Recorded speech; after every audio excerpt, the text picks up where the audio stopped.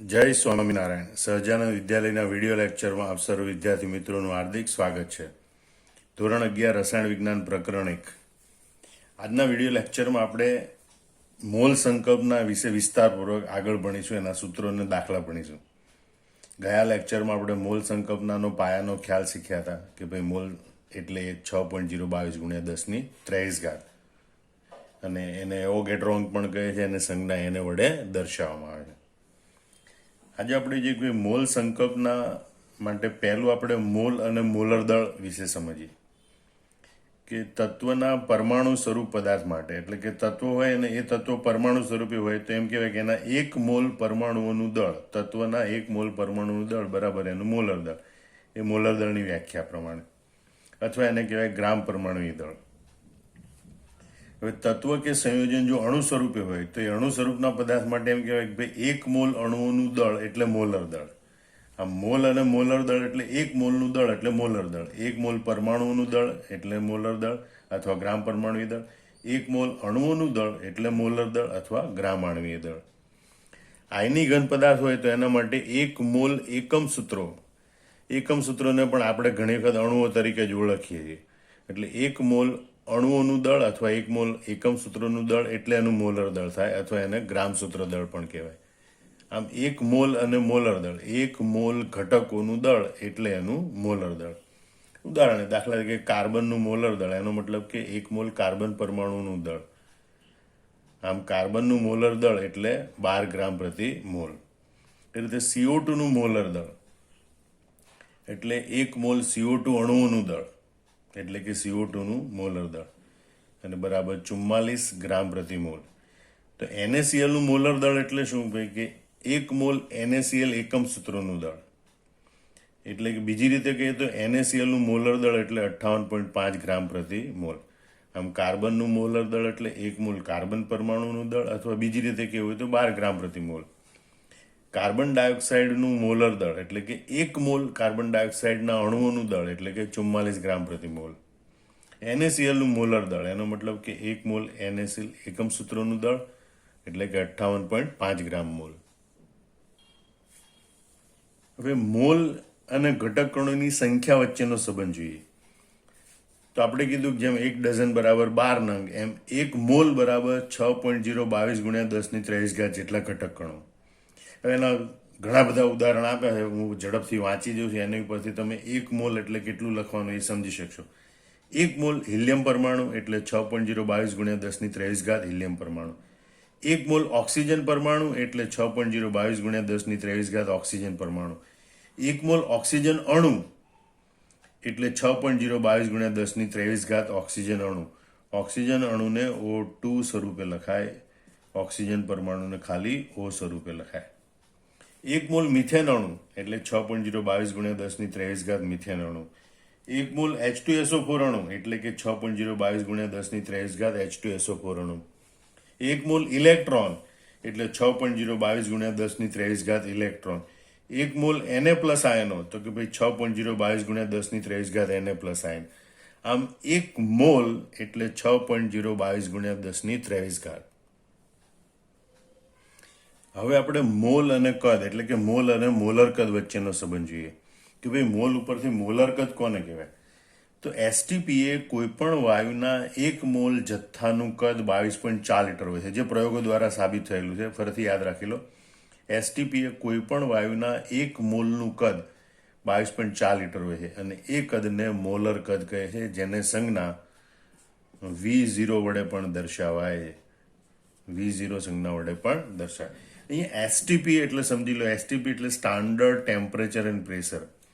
મતલબ કે એક તાપમાન અને એક દબાણ એને સમગ્ર વૈજ્ઞાનિક સમાજે પ્રમાણભૂત સ્વીકારી લીધેલું છે કે આટલા તાપમાન અને દબાણને પ્રમાણભૂત ગણવાનું, સ્ટાન્ડર્ડ ગણવાનું, અને એની સરખામણી પછી બીજા તાપમાન દબાણની ગણતરી કરી શકાય. તો STP એટલે સ્ટાન્ડર્ડ ટેમ્પરેચર એન્ડ પ્રેશર, ગુજરાતીમાં એને કહેવાય પ્રમાણભૂત તાપમાન અને દબાણ.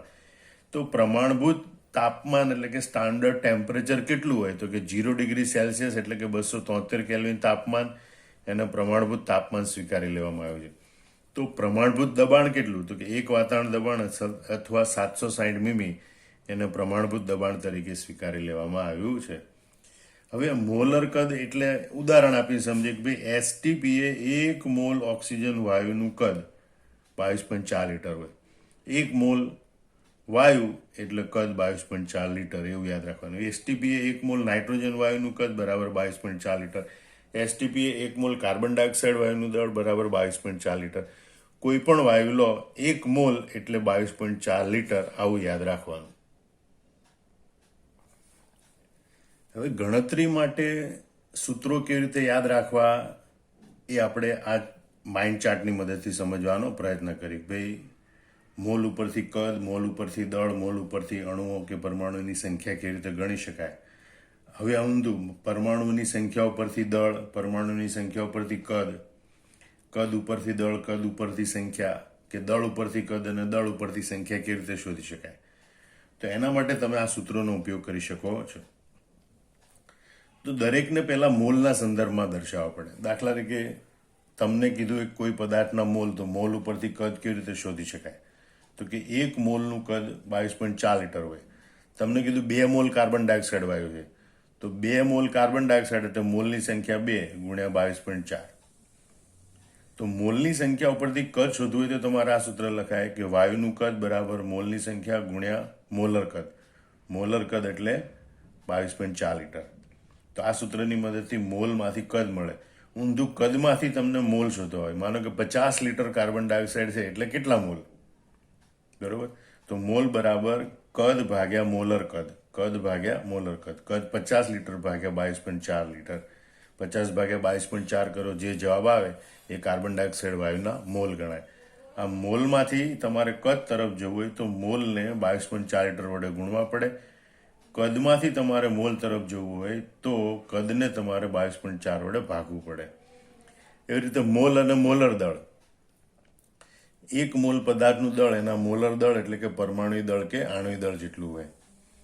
1 મોલ કાર્બનનું દળ 12 ગ્રામ હોય, તો 2 મોલનું કેટલું? તો કે 24 ગ્રામ. તો અહીંયા મોલર દળ છે એને મોલની સંખ્યા વડે ગુણવાથી આપણને મોલર દળ, મતલબ કે મોલ ઉપરથી મોલ ઉપરથી પદાર્થનું દળ શોધવું હોય તો મોલની સંખ્યાને મોલર દળ વડે ગુણવું પડે. ઊંધું, દળ ઉપરથી મોલ શોધવા હોય તો દળને આપણે મોલર દળ વડે ભાગવું પડે. મોલર દળ મહત્વનું છે. મોલમાંથી દળ પર જવું હોય તો મોલને મોલર દળ વડે ગુણવા પડે. દળમાંથી મોલ તરફ જવું હોય તો દળને મોલર દળ વડે ભાગવું પડે. એટલે મોલ બરાબર દળ ભાગ્યા મોલર દળ. અહીંયા મોલ બરાબર કદ ભાગ્યા મોલર કદ, અહીંયા મોલ બરાબર દળ ભાગ્યા મોલર દળ. એવી રીતે મોલ ઉપરથી અણુઓની સંખ્યા શોધવી. તો 1 મોલમાં ઘટક અણુની સંખ્યા 6.022 ગુણ્યા 10⁻23, જેને આપણે Na એવોગેડ્રોન કહીએ. તો મોલની સંખ્યા વડે એને ગુણવું પડે. મતલબ ઘટક અણુની સંખ્યા કેપિટલ N બરાબર મોલ ગુણ્યા Na એટલે કે એવોગેડ્રોન. ઊંધું, સંખ્યા ઉપરથી આપણે મોલ શોધવા હોય તો એ સંખ્યાને એવોગેડ્રોન વડે ભાગવી પડે. એટલે હંમેશા યાદ રાખજો, મોલ આપેલા હોય તો મોલને ગુણવા પડે. 22.4 વડે ગુણો, મોલર દળ વડે ગુણો, એવોગેડ્રો અંક વડે ગુણો. મોલ શોધવાના હોય તો આપેલી જે રાશિ છે એને ભાગવી પડે. મતલબ કદ ઉપરથી મોલ શોધવા હોય તો કદ ભાગ્યા 22.4, દળ ઉપરથી મોલ શોધવા છે તો દળ ભાગ્યા મોલર દળ, સંખ્યા ઉપરથી મોલ શોધવા છે તો સંખ્યા ભાગ્યા 6.022 ગુણ્યા 10⁻23. તો આ રીતે તમારે બધા સૂત્રો યાદ રાખવાના, આ રાશિઓ વચ્ચેનો સંબંધ યાદ રાખવાનો, જે તમને દાખલા ગણવામાં ઉપયોગી થાય. અને આ માઇન્ડ ચાર્ટ છે અહીંયા જોયા પછી જાતે 3 વાર 4 વાર 5 વાર જ્યાં સુધી આવડે નહીં ત્યાં સુધી, કન્સેપ્ટ ક્લિયર ના થાય ત્યાં સુધી નોટબુકમાં લખી રાખવાનો. બીજી એક અગત્યની બાબત સમજો કે તમારે એક યુનિફાઈડ માસ એટલે કે 1 AMU બરાબર 1.66056 ગુણ્યા 10⁻24 ગ્રામ એવું યાદ રાખવાનું. એના ઉપરથી આપણને મળે એક પરમાણુ કે એક અણુનું દળ બરાબર મોલર દળ ગુણ્યા યુનિફાઈડ માસ એટલે કે મોલર દળ ગુણ્યા 1.66056 ગુણ્યા 10⁻24 ગ્રામ. બીજી રીતે આપણને એક પરમાણુ કે અણુનું દળ આપણને આવી રીતે પ્રાપ્ત થાય, જેને આપણે W1 કહીશું. મોલર દળ ભાગ્યા એવોગેડ્રો અંક. યાદ રાખજો. માનો કે તમને એમ કે ભાઈ કાર્બનના એક પરમાણુનું દળ કેટલું, તો કાર્બનનું મોલર દળ ભાગ્યા એવોગેડ્રો અંક. તમને એમ પૂછવામાં આવે કે ભાઈ સોડિયમ ક્લોરાઇડના એક અણુનું દળ કેટલું, તો સોડિયમ ક્લોરાઇડનું મોલર દળ ભાગ્યા એવોગેડ્રો અંક. અને એક પરમાણુ કે અણુનું દળ આપેલું હોય તો મોલર દળ શોધી શકાય. મોલર દળ બરાબર એક પરમાણુ દળ ગુણ્યા એને, એ આની ઉપરથી જ સૂત્ર બને. આમાં બધા સૂત્રો યાદ રાખવાના હોય. હવે આ સૂત્રો ઉપર આધારિત કેટલાક સાદા સરળ દાખલાઓ ગણીએ. દાખલા કે તમને એમ કહેવામાં આવ્યું કે સિલ્વરના એક પરમાણુનું દળ શોધો. સિલ્વરનું પરમાણુ દળ 108 આ રકમ આપેલી છે અને તમને કે સિલ્વરના એક પરમાણુનું દળ શોધો. તો એક પરમાણુના દળના સૂત્ર આપણે લખ્યા મોલર દળ ભાગ્યા એને, અથવા તો મોલર દળ ગુણ્યા યુનિફાઈડ માસ. બેમાંથી કોઈ પણ રીતે આપણે શોધી શકીએ. તો એક મોલ સિલ્વર પરમાણુનું દળ 108 ગ્રામ થાય. જો પરમાણવી દળ 108 યુનિફાઈડ માસ છે, એનો મતલબ થાય કે એક મોલ સિલ્વર પરમાણુનું દળ બરાબર 108 ગ્રામ. બીજું આપણે એમ જાણીએ કે એક મોલમાં પરમાણુની સંખ્યા 6.022 ગુણ્યા 10⁻23 હોય. એનો મતલબ કે 108 ગ્રામ સિલ્વર હોય તો એમાં સિલ્વરના પરમાણુની સંખ્યા 6.022 ગુણ્યા 10⁻23 હોય. આમ આપણે લખીએ છીએ કે 6.022 ગુણ્યા 10⁻23 સિલ્વર પરમાણુઓ બરાબર 108 ગ્રામ. તો એક સિલ્વર પરમાણુ બરાબર કેટલા? તો 108 ગુણ્યા 1 ભાગ્યા 6.022 ગુણ્યા 10⁻23. ભાગાકાર કરો, સાદુરૂપ આપો 1.793 ગુણ્યા 10⁻22 ગ્રામ. આટલું એક સિલ્વર પરમાણુનું દળ હોય. અથવા તમે ડાયરેક્ટ આ સૂત્રનો ઉપયોગ કર્યો, એક સિલ્વર પરમાણુનું દળ બરાબર મોલર દળ ભાગ્યા એને. મોલર દળ એનું 108 છે અને એને એવોગેડ્રો છે 6.022 ગુણ્યા 10⁻23. અને તો પણ સાદુરૂપ આપીએ તો 1.793 ગુણ્યા 10⁻22 ગ્રામ એમ મળે છે. બીજો દાખલો જોઈએ. CO2ના એક અણુનું દળ શોધો. કાર્બન બરાબર 12U, ઓક્સિજન બરાબર 16U. એટલે કે કાર્બનનું પરમાણુ દળ 12 યુનિફાઈડ માસ, ઓક્સિજનનું પરમાણુ દળ 16 યુનિફાઈડ માસ છે. તો અહીંયા જ્યારે અણુનું દળ શોધવાનું હોય ત્યારે આણ્વિક દળ ખૂબ મહત્વનું બને. જો આણ્વિક દળ રકમમાં આપી દીધેલું હોય તો એનો ઉપયોગ કરવાનો, નહીતર પરમાણુ દળ પરથી પહેલાં આણ્વિક દળ શોધી કાઢવાનું.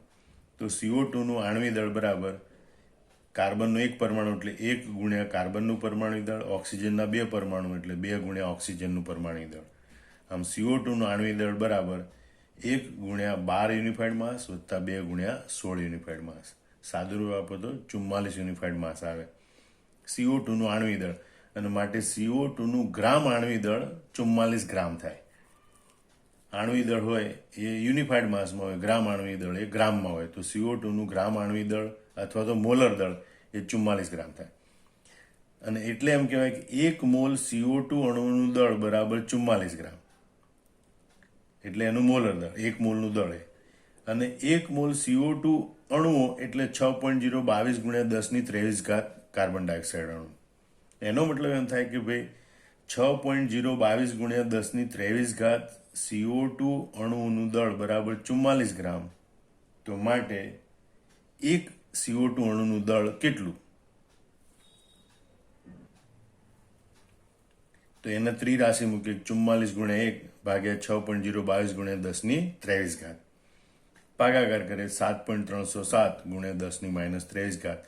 કાર્બન ડાયોક્સાઇડના એક અણુનું દળ 7.307 ગુણ્યા 10⁻23. અથવા આપણને જો આ સૂત્ર યાદ રહે તો એક CO2 અણુનું દળ બરાબર મોલર દળ ભાગ્યા એને. મોલર દળ 44 ભાગ્યા 6.022 ગુણ્યા 10⁻23. તો 7.307 ગુણ્યા 10⁻23 ગ્રામ. આવી રીતે પણ લખી શકાય. ત્રીજું ઉદાહરણ જોઈએ.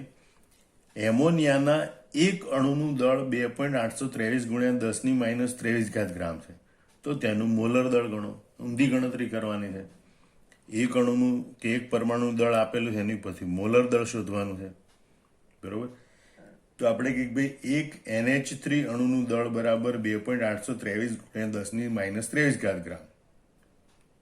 તો મોલર દળ એટલે એક મોલનું દળ. એક મોલનું દળ એટલે 6.022 ગુણ્યા 10⁻23 NH3 અણુનું દળ. એટલે એક NH3 અણુનું દળ બરાબર 2.823 ગુણ્યા 10⁻23 ગ્રામ. તો એક મોલ એટલે કે 6.022 ગુણ્યા 10⁻23 NH3 અણુનું દળ કેટલું? ત્રિરાશિ મૂકીએ 2.823 ગુણ્યા 10⁻23 ગુણ્યા 6.022 ગુણ્યા 10⁻23 ભાગ્યા 1, અને આ બંનેનો ગુણાકાર 10⁻23 અને -23 ઉડી જાય. 2.823 ગુણ્યા 6.022 17.000 સમથિંગ આવે, અને આપણે લઈશું 17 ગ્રામ. આમ NH3 નું મોલર દળ 17 ગ્રામ પ્રતિ મોલ હોય છે, એટલે કે એનું આણ્વિક દળ 17 યુનિફાઈડ માસ જેટલું હોય છે. અથવા બીજી રીતે એમ કહેવાય કે ભાઈ NH3 નું મોલર દળ બરાબર આ સૂત્ર પ્રમાણે એક પરમાણુનું દળ ગુણ્યા એને, એટલે કે એક NH3 અણુ દળ ગુણ્યા એને. અહીંયા અણુ છે તો પરમાણુને બદલે અણુ લખાય, એટલે કે W1 ગુણ્યા એને. એક અણુનું દળ છે 2.823 ગુણ્યા 10⁻23 ગુણ્યા એને, એટલે 6.022 ગુણ્યા 10⁻23, એટલે કે 17 ગ્રામ પ્રતિ મોલ. એનું મોલર દળમાં આપણે એકમ લખીશું 17 ગ્રામ પ્રતિ મોલ. તો આ રીતે તમે દાખલો ગણી શકો. એ રકમ તમારે જાતે લખી પછી દાખલો જાતે ગણવાનો. ચોથું ઉદાહરણ જોઈએ. 9.0 ગ્રામ એટલે કે 9 ગ્રામ એલ્યુમિનિયમ એટલે કેટલા મોલ? અહીંયા તમે જુઓ દળ આપેલું છે એલ્યુમિનિયમ ને, એની પરથી આપણે મોલ શોધવાના છે. તો આ સૂત્રનો ઉપયોગ કરો. મોલ બરાબર દળ ભાગ્યા મોલર દળ, એનો ઉપયોગ કરી શકાય જો સૂત્ર યાદ રાખ્યું હોય તો. અથવા મોલ સંકલ્પનાના આધારે ગણી શકાય કે ભાઈ એલ્યુમિનિયમનું પરમાણુ દળ બરાબર 27 U રકમમાં આપેલું છે. એનો મતલબ કે 1 મોલ એલ્યુમિનિયમ પરમાણુનું દળ બરાબર 27 ગ્રામ. એનું ગ્રામ પરમાણુ દળ અથવા તો મોલર દળ કહેવાય. હવે 27 ગ્રામ એલ્યુમિનિયમ બરાબર 1 મોલ હોય. 27 ગ્રામ એલ્યુમિનિયમ એટલે કે 1 મોલ એલ્યુમિનિયમ. તો 9 ગ્રામ એલ્યુમિનિયમ એટલે કેટલા મોલ એલ્યુમિનિયમ? તો 1 ગુણ્યા 9 ભાગ્યા 27 બરાબર 1/3 મોલ, એટલે કે 0.33 મોલ એલ્યુમિનિયમ. આમ 9 ગ્રામ એલ્યુમિનિયમ એટલે 0.33 મોલ એલ્યુમિનિયમ. ફરીથી સમજી લો. અહીંયા આપણને પરમાણુ દળ આપેલું છે કે એલ્યુમિનિયમનું પરમાણુ દળ એટલે 27 U. તો એની ઉપરથી આપણને મોલર દળ અથવા તો ગ્રામ પરમાણુ દળ પ્રાપ્ત થાય. તો કે 1 મોલ એલ્યુમિનિયમ પરમાણુનું દળ બરાબર 27 ગ્રામ. યુને બદલે લખાય ગ્રામ. હવે ઊંધું વિચારીએ, 27 ગ્રામ એલ્યુમિનિયમ એટલે 1 મોલ એલ્યુમિનિયમ. તો 9 ગ્રામ એલ્યુમિનિયમ એટલે કેટલા મોલ? 9 ગુણ્યા 1 ભાગ્યા 27 બરાબર 1/3 મોલ, 0.33 મોલ. અથવા તમારે હંમેશા હવે મોલ માટેનું મોલ શોધવા માટેનું આ સૂત્ર પણ યાદ રાખવાનું. મોલ બરાબર દળ ભાગ્યા મોલર દળ. એલ્યુમિનિયમના મોલ બરાબર એલ્યુમિનિયમનું દળ ભાગ્યા મોલર દળ. અહીંયા પરમાણુ હોય તો પરમાણુ દળ લખાય, અણુ હોય તો આણ્વિક દળ લખાય. અહીં એલ્યુમિનિયમના મોલ બરાબર એલ્યુમિનિયમનું દળ ભાગ્યા એલ્યુમિનિયમનું મોલર દળ, એટલે કે એનું પરમાણુ દળ. તો એલ્યુમિનિયમનું દળ આપણને રકમમાં આપેલું છે 9 ગ્રામ ભાગ્યા એનું મોલર દળ આપેલું છે 27 ગ્રામ પ્રતિ મોલ બરાબર 1/3 મોલ, એટલે કે 0.33 મોલ. આમ ત્રિરાશિ મૂકીને પણ તમે ગણતરી કરી શકો અને સૂત્રની મદદથી પણ તમે ગણતરી કરી શકો છો. 0.7 મોલ CO2 નું દળ કેટલું હોય? C બરાબર 12 U, O બરાબર 16 U. જ્યારે પણ સંયોજન આપેલું હોય તેનું આણ્વિક દળ કાં તો આપેલું હોય અથવા તો શોધવાનું હોય. હમણાં આપણે અગાઉના એક દાખલામાં શોધ્યું હતું એ રીતે CO2 નું આણ્વિક દળ બરાબર 1 ગુણ્યા કાર્બનનું પરમાણુ દળ વત્તા 2 ગુણ્યા ઓક્સિજનનું પરમાણુ દળ. સાદુરૂપ આપીએ તો જવાબ આવે 44. એનો મતલબ કે એક કાર્બન ડાયોક્સાઇડ અણુનું દળ 44 યુનિફાઈડ માસ જેટલું હોય. તો 1 મોલ કાર્બન ડાયોક્સાઇડનું દળ બરાબર 44 ગ્રામ. હવે 1 મોલ CO2 નું દળ 44 ગ્રામ. તો 0.7 મોલ CO2 નું દળ કેટલું? 44 ગુણ્યા 0.7 ભાગ્યા 1 બરાબર 30.8 ગ્રામ. અથવા તમે આ મોલ બરાબર દળ ભાગ્યા મોલર દળ, અથવા એની પર દળ બરાબર મોલ ગુણ્યા મોલર દળ, કારણ કે મોલ ઉપરથી તમારે દળ શોધવાનું છે. કાર્બન ડાયોક્સાઇડના મોલ આપેલા છે, દળ શોધવાનું છે. મોલ ઉપરથી દળ શોધવાનું તો દળ બરાબર મોલ ગુણ્યા મોલર દળ, દળ બરાબર મોલ ગુણ્યા મોલર દળ. બરાબર, એટલે કાર્બન ડાયોક્સાઇડનું દળ બરાબર એના મોલ ગુણ્યા એનું મોલર દળ. મોલ કેટલા છે? 0.7 મોલ રકમમાં આપેલા છે અને એનું મોલર દળ 44 ગ્રામ પ્રતિ મોલ. અને સાદુરૂપ આપીએ તો જવાબ આવે 30.8 ગ્રામ. આમ ત્રિરાશિ મૂકીને અથવા તો સૂત્રની મદદથી પણ આપણે ગણી શકીએ. છઠ્ઠું ઉદાહરણ જોઈએ. એક પાત્રમાં પાણીના અણુઓની સંખ્યા 3.346 ગુણ્યા 10⁻25 છે.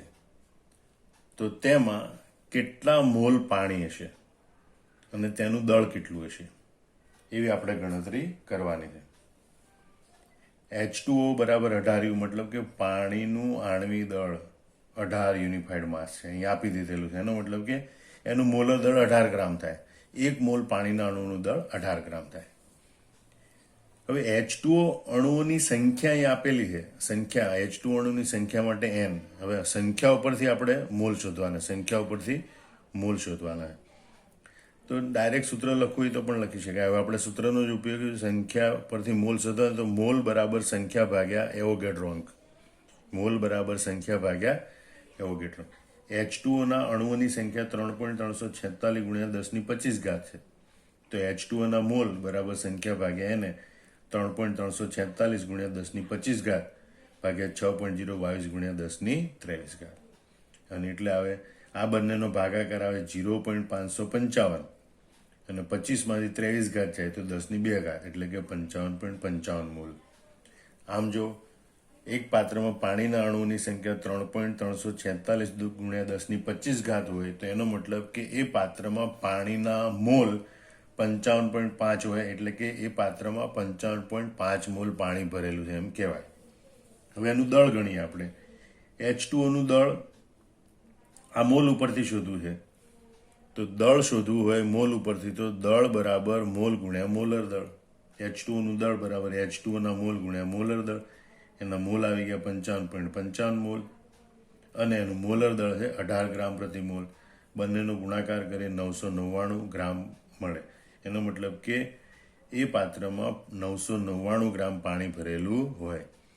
આમ અહીંયા અણુઓની સંખ્યા ઉપરથી દળ શોધ્યું, અણુઓની સંખ્યા ઉપરથી દળ, પણ એને આપણે વચમાં મોલની સંખ્યા શોધવી પડે. પહેલા અણુઓની સંખ્યા ઉપરથી મોલ શોધ્યું અને મોલ ઉપરથી દળ.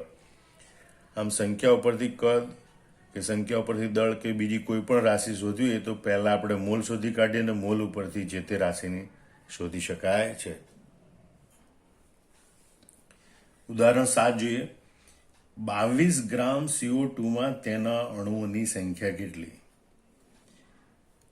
દળ આપેલું છે 22 ગ્રામ અને એમાંથી અણુઓની સંખ્યા શોધવાની છે. તો 22 ગ્રામમાંથી પહેલા આપણે મોલ શોધી કાઢીશું અને મોલ ઉપરથી પછી અણુ કે પરમાણુઓની સંખ્યા શોધી કાઢીશું એના સૂત્રનો ઉપયોગ કરીને. તો સૌથી પહેલા આપણે CO2 મોલર દળ ગણીએ. તો CO2 મોલર દળ આપણે ગણતરી કરતા શીખી ગયા 44 યુનિફાઈડ માસ. વારંવાર એટલા માટે ગણે, ખરેખર દાખલો પૂછાય તો એ ગણતરી વખતે આપણે એનું મોલર દળની ગણતરી દર્શાવવાની હોય છે. બાકી આપણને હવે યાદ રહી ગયું કાર્બન ડાયોક્સાઇડનું મોલર દળ એટલે 44. તો દળ ઉપરથી આપણે પહેલા મોલ શોધવા હોય તો મોલ બરાબર દળ ભાગ્યા મોલર દળ, એટલે CO2 મોલ બરાબર દળ W ભાગ્યા મોલર દળ MW. દળ એનું 22 ગ્રામ ભાગ્યા મોલર દળ 44 ગ્રામ બરાબર 0.5 મોલ. આમ 22 ગ્રામ CO2 એટલે 0.5 મોલ. હવે એના ઉપરથી આપણે CO2 અણુઓની સંખ્યા શોધવાની છે. તો 1 મોલ CO2 એટલે 6.022 ગુણ્યા 10^23 CO2 અણુ. તો 0.5 મોલ CO2 એટલે કેટલા? બરોબર, એટલે ચોકડી ગુણાકાર કરવાથી આપણને પદ મળે 6.022 ગુણ્યા 10^23 ગુણ્યા 0.5, એટલે કે 3.011 ગુણ્યા 10^23 CO2 અણુ. અથવા આ મોલ ઉપરથી ડાયરેક્ટ સૂત્રનો ઉપયોગ કરીને પણ અણુઓની સંખ્યા શોધી શકાય. અણુઓની સંખ્યા બરાબર મોલ ગુણ્યા એવોગેડ્રો અંક. CO2 અણુની સંખ્યા બરાબર મોલ ગુણ્યા એને 0.5 ગુણ્યા 6.022 ગુણ્યા 10^23 બરાબર 3.011 ગુણ્યા 10^23. તો આવી રીતે પણ તમે ગણી શકો ત્રિરાશિ મૂકીને અથવા તો સૂત્રનો ઉપયોગ. 14 ગ્રામ નાઇટ્રોજન વાયુનું STPA કદ કેટલું? N બરાબર 14U, એટલે કે 14 યુનિફાઈડ માસ નાઇટ્રોજનનું પરમાણુ દળ છે. હવે નાઇટ્રોજન પરમાણુ તરીકે હોય ત્યારે એનું પરમાણુ દળ 14U, પણ અણુ તરીકે છે વાયુમાં, હવામાં નાઇટ્રોજન વાયુ N2 અણુ તરીકે હોય.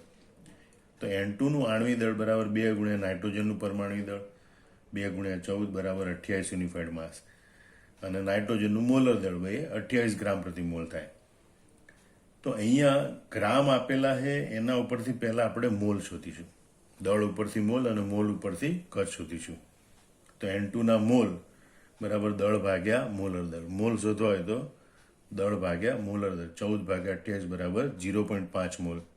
એનો મતલબ કે 14 ગ્રામ નાઇટ્રોજન વાયુ એટલે નાઇટ્રોજન વાયુના 0.5 મોલ.